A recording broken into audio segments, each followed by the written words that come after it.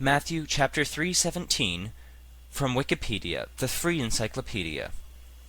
Matthew chapter 3 verse 17 is the 17th and final verse of the 3rd chapter of the Gospel of Matthew in the New Testament. Jesus has just been baptized by John the Baptist, and in this verse God announces that Jesus is his son.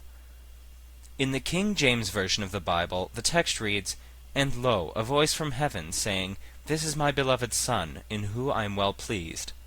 In the World English Bible, translate this passage as, "Behold, a voice out of the heavens said, This is my beloved Son, with whom I am well pleased." This verse ends the baptism scene. The voice is generally presumed to be that of God the Father. The voice unambiguously confirms Jesus as the role of Son of God. Hill notes that the word beloved can be interpreted as meaning only. The entire message is often seen as reference to Psalm chapter 2, verse 7.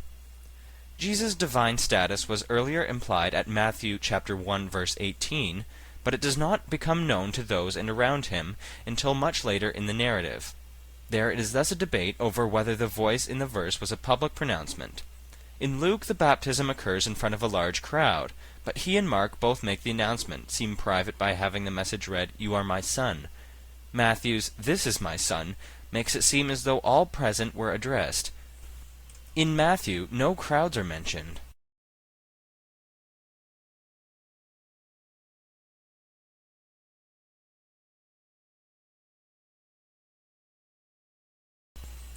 This verse, when combined with the one before it, is seen as one of the most Trinitarian passages in the entire New Testament.